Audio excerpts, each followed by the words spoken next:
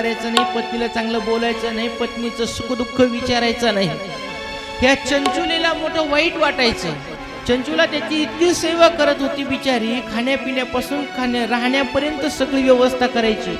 एक दिवस त्या चंचुलीला मोठा पश्चाताप झाला आणि चंचुलाने विचार केला, ज्याच्यासाठी आपण जीवन जगतो त्या माणसाला आपल्या जीवनाची किंमत नाही, त्या माणसाला आपल्या जीवनाची किंमत नाहीये, मग याच्यासाठी जगून तरी काय उपयोग आहे. आणि तिने स्वतःला बदललं आणि स्वतःला बदलून ती सुद्धा कुकर्मामध्ये रत झाली. कोणी बदलायला पाहिजे माणसाने, पण वाईट नाही व्हायला पाहिजे. त्या माणसाचा विचार करून सोडून द्यायला पाहिजे, त्या माणसाचा विचार नाही करायला पाहिजे.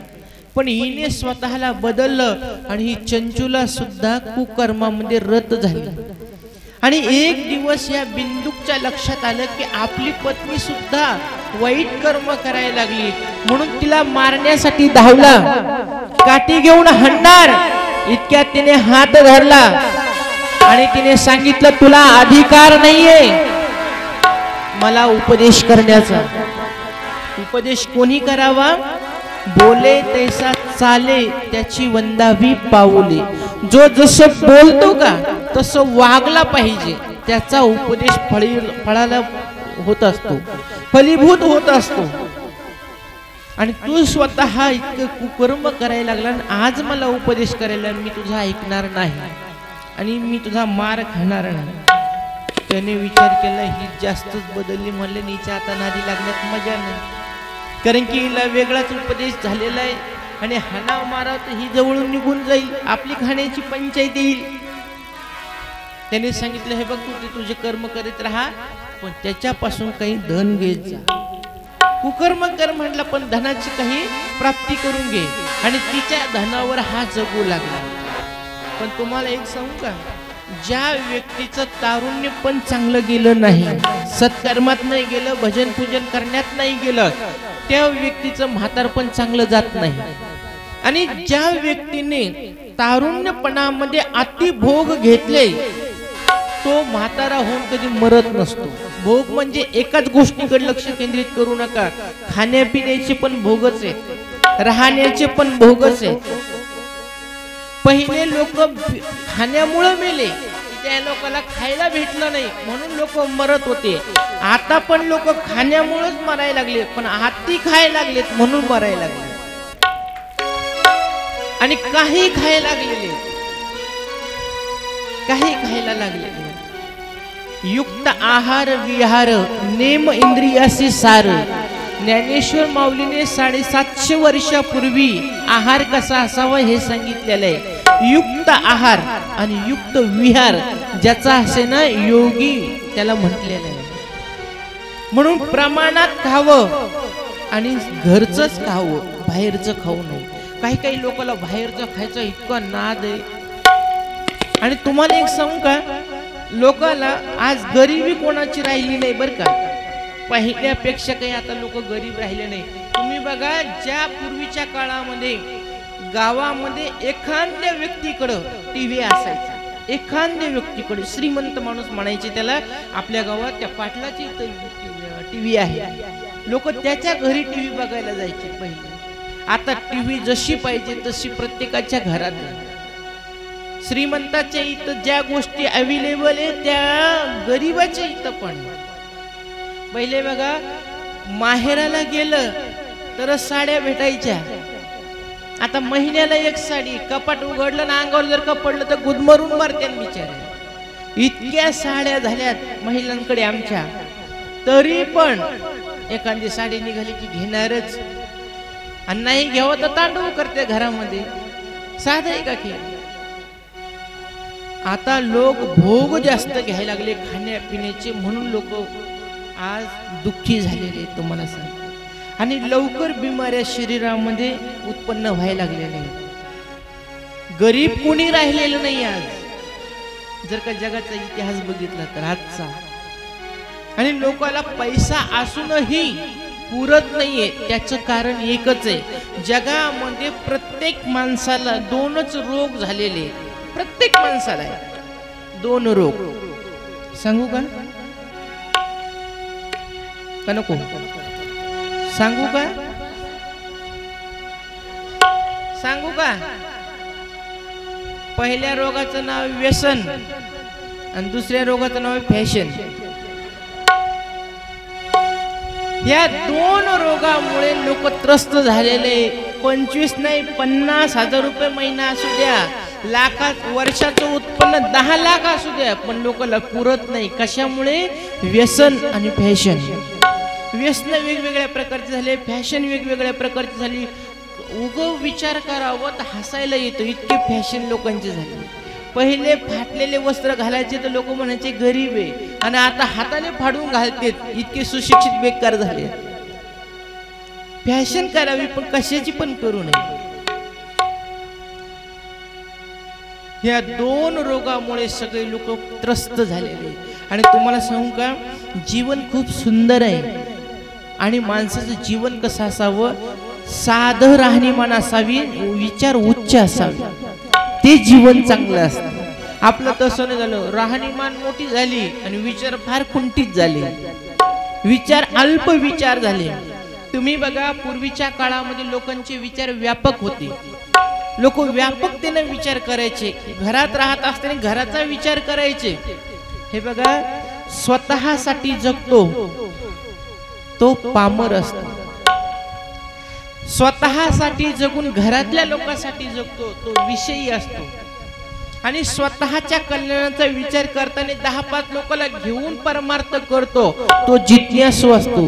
आणि ज्याने स्वतःचं कल्याण करून जगाचं कल्याण करायला लागलेलं त्याला संत म्हणत असतात. पूर्वीच्या लोकांचे व्यापक विचार होते. घरापुरतं तर सुख सुविधा करायचे, पण आपल्या पाहुण्या रावण्यासाठी, आप्तवर्गासाठी, गावाच्या कल्याणासाठी, गोरगरिबांच्या साठी सहकार्य करायची भावना होती.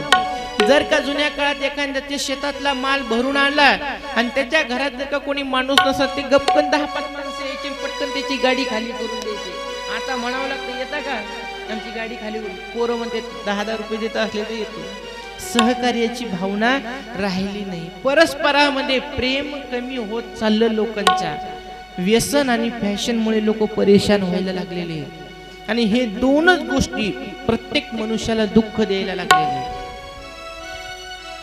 हा बिंदुक जो होता ना, संगतीने बदलला आणि चंचुला बदलली, पण ती इतकी बदलली की तिने कोणाचाच विचार केला नाही. आणि बिंदुक जो होता याने अति भोग घेतल्यामुळे याला लवकरच मरण आलं आणि त्याने आपला देह सोडला. म्हणून जास्त भोग घेत जाऊ नका, खाण्यापिण्याचे असो, राहण्याचे असो. आता तुम्ही आता सगळे लोक ते एक वापरते परफ्यूम, सेंट म्हणतात ना त्याला, त्या सेंटला तुम्ही असं जाळापाशी धरा, त्याच्या बाजूला एक कपडा धरा, सेंट मारा, जाळ जास्त भडकतो. इतके विषारू त्याच्यात द्रव्य टाकलेले असतात आणि ते तुम्ही शरीरावर मारता. कशाला शरीर तुमचं जास्त दिवस टिकल, लवकर बिमाऱ्या सुरू होणार नाही का? पैसा असला म्हणून जास्त भोग घेऊ नये माणसाने. युक्त आहार विहार नेम इंद्रियाचे सार, त्याचं जीवन चांगलं असतं. याने आधी भोग घेतल्यामुळे बिंदुक हा मरण पावला आणि चंचुला आता एकटी राहिली. पण हिचं जीवन ही पाठीमागचं बघितलं तर सगळं कुकर्मात गेलेलं होतं. आणि म्हातारपण सुरू झाल्यावर तिला गावामधला मान कमी झाला. कोणी तिच्याशी चांगला व्यवहार करत नाही, कोणी तिला चांगलं बोलत नाही. आणि त्या चंचुलाने विचार केला, आता गावात आपण लोकांच्या शिव्या खाण्यापेक्षा, लोकांचे बोलणे खाण्यापेक्षा आपण कुठंतरी आता तीर्थयात्रेला जावं. आणि तिनं उतरत्या वयामध्ये गोकर्ण क्षेत्रामध्ये गेली. कोण? चंचुला. आणि गोकर्ण क्षेत्रामध्ये राहून नित्य तिथं त्रिवेणीचं स्नान करायची आणि एखाद्या मंदिरामध्ये जाऊन बसायची. अन्य क्षेत्रे कृतम पापम तीर्थक्षेत्रे विनश्यति, परंतु तीर्थक्षेत्रे कृतम पापम भविष्यति वज्रलेपे. बाहेर केलेलं पाप तीर्थक्षेत्रात गेल्याच्या नंतर धुवून जातं, ते नष्ट होतं. पण शिवपुराण सांगतं तीर्थक्षेत्रामध्ये केलेलं पाप हे भविष्यती वज्रलेपे, दगडापेक्षाही कणखर ते पाप होत असतं आणि ते कमी नाही वाढत जात असतं. म्हणून तीर्थयात्रा मनुष्याने केली पाहिजे. तीर्थयात्रा केल्याच्या नंतर आपले सगळे दोष नष्ट होत असतात. पण तीर्थयात्रेला गेल्यावर पण कशी तीर्थयात्रा करावी याचं सुद्धा शास्त्र आहे. आपण इतक्या दूरून पायी चालत चालत पैठणला, काशीला, पंढरपूरला जातो. पण आपण तिथे गेल्यावर स्नान करायचं तर कसं करावं? गंगेचं स्नान याला सुद्धा शास्त्र आहे. तुम्ही 1000 कोस पायी चालत गेले, त्या गंगेमध्ये गेल्यावर जर का हातपाय घासत बसले, साबणीने तोंड धुत बसले, असं जर का तुम्ही स्नान केलं, साबण लावून तोंड धुतलं, शॅम्पू लावून अंग घासलं, तर तिथं जितके लोक पाप सोडून गेले का तितकं आपण घरी घेऊन येतो. ते आपल्या घरी येत असतं तिथलं पाप. मग गंगेच्या स्नानाचा विधी शास्त्रामध्ये सांगितला. गंगा स्नान कशाला म्हणते माहिती का? गंगेमध्ये जायचं, नाभीवर पाण्यामध्ये बर का, बिंबी इतक्या पाण्यामध्ये उभा राहायचं, 2 सेकंद नाक बंद करायचं, असं हलक्या हाताने, केतन बंद करून हलक्या हाताने बंद करायचं, असं पाण्यामध्ये डुबकी घ्यायची. 1 सेकंद थोडस पाणी आपल्या डोक्यावरून गेलं पाहिजे, असं 3दा बुडी घ्यायची आणि बाहेर निघून यायचं. याला म्हणते गंगा स्नान. करतो का आपण? आपण तो इतकं चूळ भरतो की थुकतो त्याच्यात. गंगेमध्ये चूळ भरून थुकणं म्हणजे गंगेच्या अंगावर थुकणं. जाऊच नका त्याच्यापेक्षा. तुम्ही जाऊन तरी काय करायला लागले? तिथं जाऊन पापच करायला लागले. तिथं जाऊन तुम्ही घाणच करायला लागलेत ना. त्याच्यापेक्षा तुम्ही घरीच बरेत ना. जर का गेले इथून पण, आता शास्त्र सांगतं बर का, जोपर्यंत माहिती नव्हतं तोपर्यंत माप असतं. पण एकदा का शिवपुराणमध्ये ऐकलं, पुन्हा का तिथं जाऊन असा कुठं केला तर देव कधी तुम्हाला माफ करणार नाही. म्हणून गंगेमध्ये गेले. हा, आता तुम्ही म्हणता बरं ताई, आता तुम्ही सांगायला लागले, पण आम्हाला आता 2 धाम यात्रेला जायचंय, महिनाभर यात्रेमध्ये जायचंय. मग काय करावं? मग काय अंग धुवूच नाही का? दात घासूच नाही का? साबणीने तोंड धुवूच नाही का? महिनाभर जटा वळत आहे ना. कसं करावं? मग त्याच्यासाठी शास्त्र दोन्ही बाजूने बोलत असतं. सोबत बकेट न्यायची, बकेटीतलं पाणी घ्यायचं, बाजूला आपण स्नान करायचं. पण गंगा स्नान जर का करायचं असेल विधिवत, तर असं सांगितलेलं आहे शास्त्रामध्ये. आता ही चंचुला प्रयाग क्षेत्रामध्ये राहू लागली, त्रिवेणीचं स्नान करू लागली आणि शिव मंदिरामध्ये जाऊन बसायची. शिव मंदिरामध्ये कोणी नैवेद्य अर्पण केला तो घ्यायची, खायची ती चंचुला. कोणी प्रसाद दिला तो घ्यायची, कोणी 10-5 रुपये दान दिले ते घ्यायचे, तिचं जीवन जगायची. पण काय झालं, समोर आला श्रावण महिना आणि श्रावण महिन्यामध्ये आपण गावोगाव पोथी लावतो की नाही. आता हे क्षेत्र असल्यामुळे इथं शिव मंदिरामध्ये शिवपुराण लावलं एका माणसाने आणि आपले 10-5 लोक तिथं ऐकायला यायचे. इथं संध्याकाळी संध्या वगैरे झाली की ती चंचुला मंदिरात पुन्हा बसायची. कोणीतरी मला 10-5 रुपये देईल, कोणीतरी नैवेद्य अर्पण करेल, ते मला खायला भेटल. मंदिराच्या अशा मेन द्वारावर जाऊन बसली आणि संध्याकाळी तिथं देवबाप्पा आले. 10-15 लोक समोर बसले. पोथी सुरू झाली. आता पोथी सुरू झाली, पहिल्या पोत्या सुरू व्हायच्या आणि पोत्या सुरू झाल्या की म्हातारे माणसं येऊन बसायचे. म्हातारे माणसं बसले की तिथं डुकल्या घ्यायचे. पोथी म्हणजे जुन्या काळातली कशी होती, दिवस श्रावण महिना म्हणजे फुल कामाचा दिवस आणि दिवसभर काम केल्याच्या नंतर पोथी काय ऐकणार म्हणून, है की नाही. पोथी ऐकायला 10-15 जण बसले. ती आपल्या खांब्याला टेकन देऊन बिचारी बसली आणि ती कथा ऐकू लागली. शिवपुराणाची बसलेली होती म्हणून ती ऐकायला लागली. आणि शिवपुराण वक्त्याने शिवपुराण सांगत असताना सांगितलं की जी स्त्री पतीची सेवा करत नाही, जी स्त्री पतीला चांगलं बोलत नाही, जी स्त्री व्यभिचारिणी जीवन जगते, त्या स्त्रीची अधोगती होत असते आणि तिला त्या ठिकाणी रौरव नरकाची प्राप्ती होत असते. तांबिस्र, अंध तांबिस्र, रौरव, महारौरव, कुंभी पाक, असी पत्रण अशा 28 नरक आहेत. आणि त्या स्त्रीला त्या यमलोकी नेतात आणि तिथं तिचा पाहुणचार करतात. कोणाचा? त्या पापी स्त्रीनीचा आणि ते यमलोक तिचा पाहुणचार कसा करतात. मारती झोडी ती तोडीते ने तोडा मारती झोडी ती तोडीते ने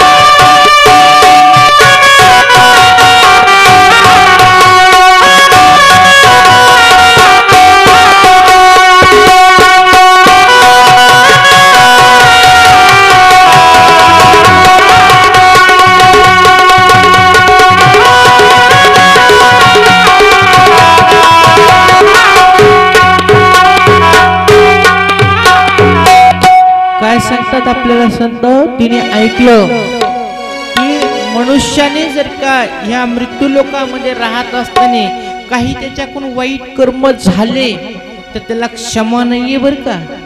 आणि हे जीवनामध्ये नोट करून घ्या. बरेचशा लोकांना असं वाटतं मेल्याच्या नंतर कुठं स्वर्ग आहे कुठं नरक आहे. अरे खाऊन घ्या पिऊन घ्या जीवन जगून घ्या. सगळे चार वाकाचे भक्त व्हायला लागले आता. ल्यावे खावे सदैव बरे असावे हीच हावकरी संसारी. याच्यानंतर काही लोकांना बरं वाटत नाही. चांगलं खायला असावं ल्यायला असावं राहायला घर चांगलं असावं बस एवढ्याच अपेक्षा लोकांच्या आहे. मनुष्यासाठी मूलभूत गरजा कोणत्या आहेत. आवश्यक गरजा कोणत्या आहेत. किती वस्तू आहेत त्या 3 नाही कलियुगामध्ये 5 सांगितलेले आणि 2 मी माझ्या पदरच्या त्याच्यात टाकलेले. आपल्याला पहिले शास्त्राने सांगितलं अन्न वस्त्र निवारा ह्या मूलभूत गरजा मनुष्यासाठी आहे. पण मला तरी वाटतं ह्या 3 नाही 5 आहेत. अन्न वस्त्र निवारा मोबाईल आणि चार्जर. आता ह्या 2 गोष्टीची भर पडली सगळ्याला ह्या 2 गोष्टी.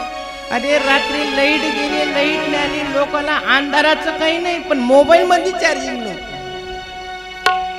लोकांना पाऊस पडला त्याचं टेन्शन नाही घरात अंधार आहे त्याचं टेन्शन नाही पण मोबाईल मध्ये चार्जिंग नाही याचं टेन्शन.